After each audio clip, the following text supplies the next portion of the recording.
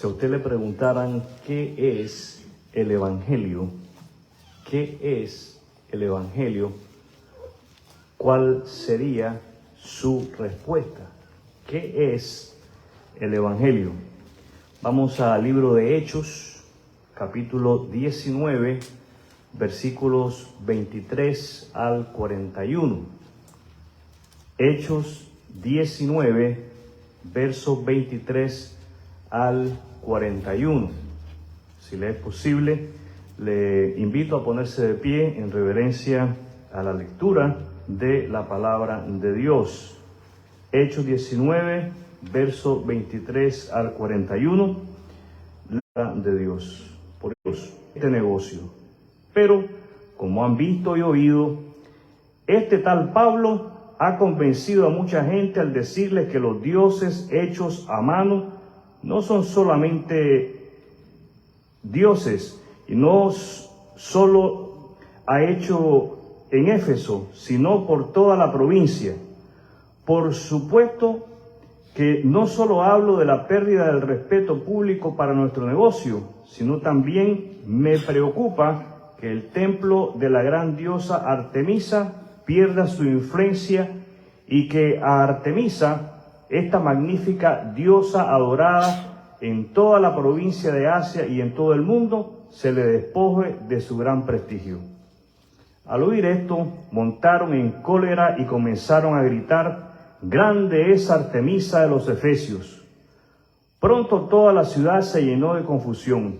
Todos corrieron al anfiteatro, arrastrando a Gayo y Aristarco, los compañeros de viaje de Pablo, que eran macedonios. Pablo también quiso entrar, pero los creyentes no lo dejaron. Algunos de los funcionarios de la provincia, amigos de Pablo, también le enviaron un mensaje para suplicarle que no arriesgara su vida por entrar en el anfiteatro. Adentro era un griterío. Algunos gritaban una cosa y otros otra. Todo era confusión. De hecho, la mayoría ni siquiera sabía por qué estaba ahí. Los judíos de la multitud empujaron a Alejandro hacia adelante y le dijeron que explicara la situación. Él hizo señas para pedir silencio e intentó hablar. Pero cuando la multitud se dio cuenta de que era judío, empezaron a gritar de nuevo y siguieron sin parar como por 2 horas. «Grande es Artemisa de los Efesios! ¡Grande es Artemisa de los Efesios!». Por fin, el alcalde logró callarlo lo suficiente para poder hablar. «Ciudadanos de Éfeso», les dijo, «todos saben que la ciudad de Éfeso es la guardiana oficial del templo de la gran Artemisa, cuya imagen nos cayó del cielo. Dado que esto es un hecho innegable, no deberían perder la calma ni hacer algo precipitado. Ustedes han traído a estos hombres aquí, pero ellos no han robado nada del templo, ni tampoco han hablado en contra de nuestra diosa. Si Demetrio y los artesanos tienen algún caso contra ellos, las cortes están en sesión y los funcionarios pueden escuchar el caso de inmediato.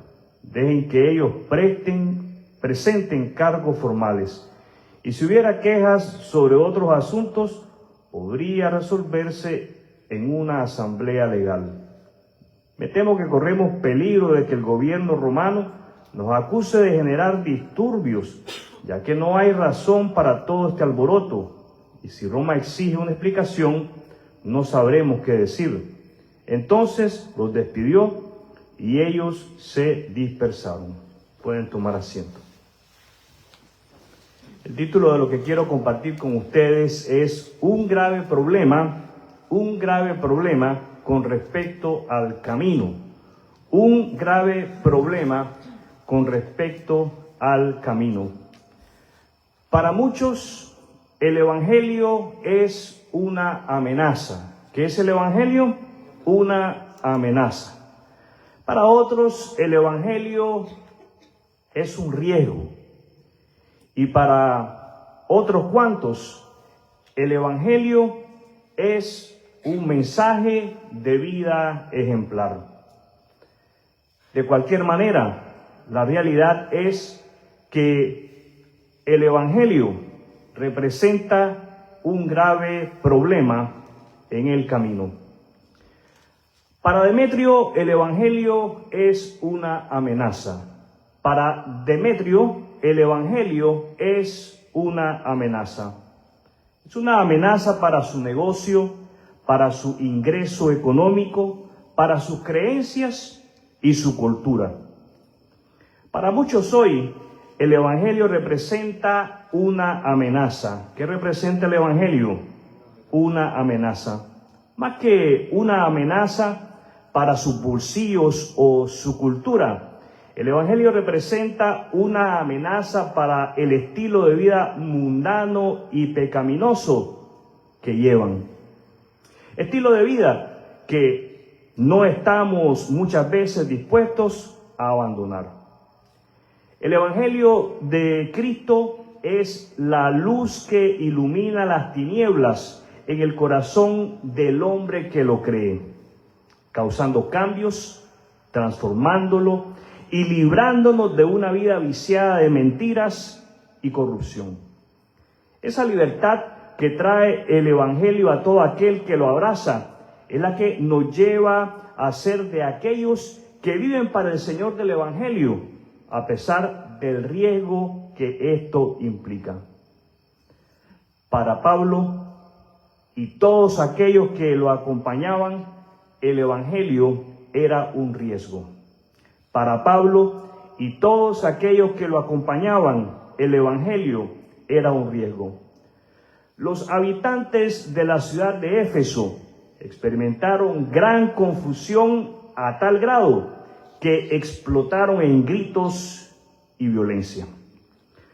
Los creyentes en Éfeso temieron por la vida de Pablo y la vida de aquellos que lo acompañaban y le enviaron un mensaje para prevenirlo de no entrar en el anfiteatro. Hoy en día no estamos exentos de experimentar momentos similares, momentos en los cuales las personas no están dispuestas a escuchar el Evangelio por los cambios que éste implica y explotan en ira que los lleva a la violencia. El creyente en Jesucristo no debe de sentirse avergonzado de reaccionar con cautela y tomar medidas de precaución frente al peligro. Es más, la palabra de Dios nos enseña que es de hombres sabios hacerlo así. Proverbios 22:3 nos dice: el prudente se anticipa al peligro y toma precauciones. El simplón avanza a ciegas y sufre las consecuencias. Este es un consejo que no podemos ignorar. Tomar precauciones no es señal de una fe débil. Al contrario, es muestra de ser hombres de fe prudentes. Cuando somos prudentes, damos buen ejemplo a los que nos observan. El alcalde de Éfeso logró detectar en la vida de Pablo y de aquellos que lo acompañaban una vida ejemplar. ¿Qué clase de vida? Ejemplar. Ellos, dijo el alcalde, no han robado nada del templo, ni tampoco han hablado en contra de nuestra diosa. Básicamente, el alcalde de Éfeso, aunque bastante confundido y perdido, da testimonio a favor de Pablo y de los creyentes que están con él, dando a entender que Demetrio les ha manipulado e instado a la violencia, pero que hay una manera correcta y justa de resolver cualquier querella por medio de las autoridades. He aquí la importancia de nuestra buena conducta. Es ella la que Dios utilizará para de esa manera librarnos del conflicto. ¿Qué es entonces el Evangelio? Primero, para unos el Evangelio es una amenaza por el simple hecho que implica el abandono de un estilo de vida que ofende a Dios. Implica el abandono de una vida pecaminosa para volvernos a Dios. En segundo lugar, para nosotros que hemos creído el Evangelio, que hemos abrazado el Evangelio. El Evangelio de Cristo, es un riesgo que gustosamente estaremos dispuestos a afrontar. Y en tercer lugar, para los que nos observan, el Evangelio es un estilo de vida que contribuye para el bien de la sociedad en la que vivimos. Es ese buen ejemplo lo que en algunas ocasiones Dios usará para inquietar los corazones de quienes no observan, para interesarse en el Evangelio de Jesucristo. ¿Qué es el Evangelio? No podemos dar una de muchas respuestas, pero sí es importante que nosotros como creyentes entendamos, mis queridos hermanos y hermanas, lo que el Evangelio representa para los no creyentes, el riesgo que representa para nosotros como creyentes y por consiguiente el ejemplo que debemos de darle a una sociedad que nos observa atentamente. Quiero invitarle en este momento a cerrar sus ojos. Vamos a tener un momento de oración. Vamos a orar.